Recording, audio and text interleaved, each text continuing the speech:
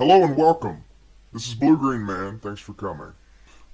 Today we're going to be talking about feminism and anti-feminism, specifically the controversy between the two. I don't know if the anti-feminists have a different name, but I mean an official name. And I'm not going to get into wage gaps and all of the politics. And I'm not here to take sides or point the finger at any one side of the issue. I just wanted to talk about a few things, just a couple main points, and maybe it'll be good for something. I wanted to take a more academic approach to this video, to kind of try to have a sober, more unbiased outlook on it, like looking inside from the outside. Uh, but it's not like research. It's just a few observations that I've made over the past little while. So let's get into it. Feminists have a bone to pick with men, and the anti-feminist guys have a bone to pick with feminists. Now, I'm not, like I said, I'm not going to take sides, and I'm not going to try to point out original sin, but, bear with me. Basically, um, each side of the issue kind of antagonizes the other side, and they keep each other fired up. More vitriolic feminists are responsible for the MGTOW and anti-feminist and the general, woman hater club guys, and then the douchebaggery on the other side of the table. The guys who get pissed off about the women, the demands, the the attacks on men. They kind of say some things that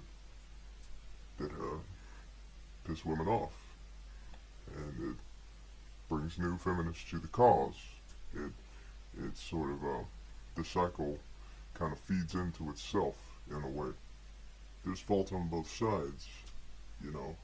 Both sides of the issue have people that publicly do everything they can to insult and enrage the other. And that doesn't really help anything. It doesn't solve any problems. The main talking points on both sides tend to be about the character flaws of men or women.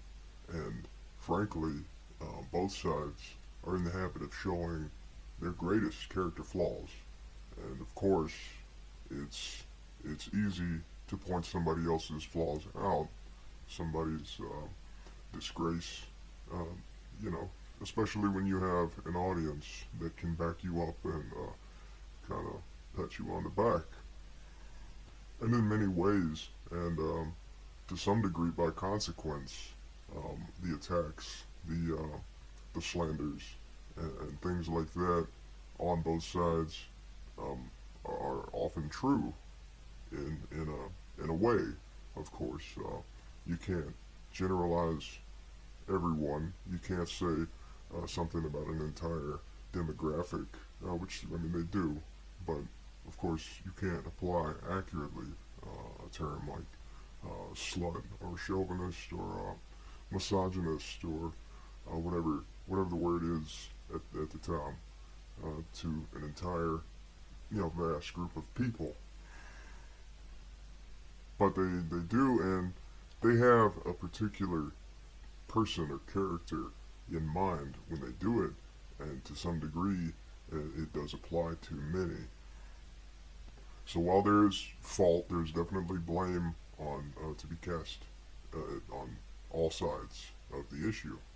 Um, that most of the time, I think a feminist or a MGTOW or an anti-feminist or whoever has a point from time to time, and they do have something to say, and I don't think anyone really wants to turn an ear to the opposition, which it makes it complicated and it makes it worse. Women often say that men are pigs because we cheat and you can't trust us and depend on us to be what a man should be for a woman.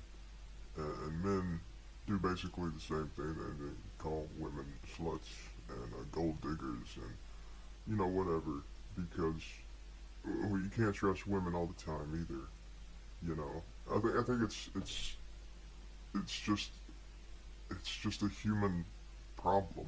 I mean, really, it goes back to I guess the sexual liberation, because when you have partner after partner after partner, you naturally develop a track record for not being monogamous to the very end. So, if you once you have that history, you have a history of being with people and then leaving them. Um, well, it just stands to reason that people might assume going into a relationship or before a relationship, or eventually the stereotype would develop that people are disloyal.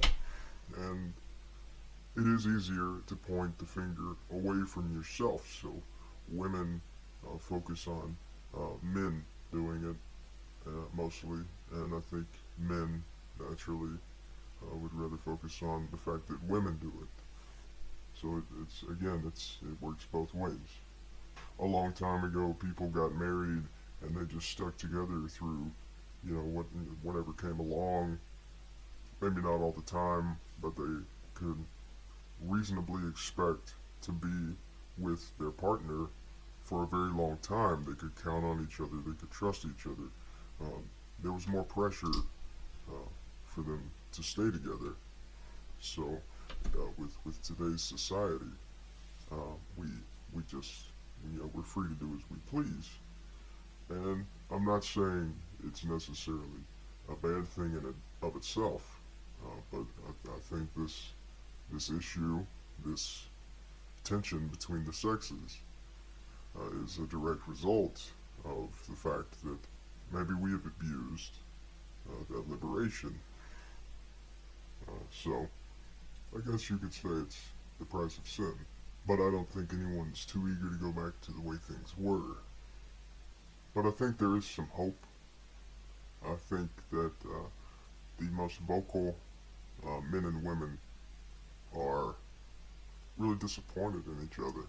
I think when they see each other's disgrace, and when they see the vicious slander and the attacks, the vitriol from each other, it burns. It does burn, and it hurts maybe a little bit too, in a way, whether it's pride or some other feelings, or because I don't think that people would be so angry or anything, offended or anything, if they really just didn't care, if they really just had nothing left for the other. And of course, most of these people have never met them, no two random individuals from opposite sides probably have any affiliation, but it's a principle, I think. Men have ideals for women, and I'm sure women have ideals for men, and I think these ideals, these standards that people have, not that they're unrealistic, it's just that we've all kind of fallen so far below that. So maybe it's something to the effect of sin and disgrace, and we're paying for it, and we're doing it ourselves.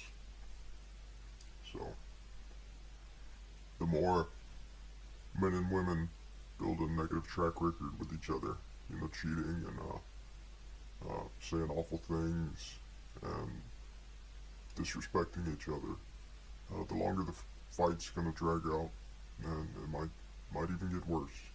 But that's a shame, because I think deep down we all do really wanna, we really do want to trust each other. We want to be able to. I mean, it's our own fault that the other side is against us. It's, women betrayed men, and men betrayed women, and that's how it is. So that's my video for today, and thanks for dropping by. Trying to get my channel off the ground, so hit the like button. I'd appreciate that. You can leave a comment and subscribe if you want to see more. I don't have a Patreon at the moment, but keep an eye out for that if you're interested in supporting me. If this channel goes anywhere, I'll set one up soon or later. And I hope you got something from this video. It was just food for thought. Thanks again, and check back for more.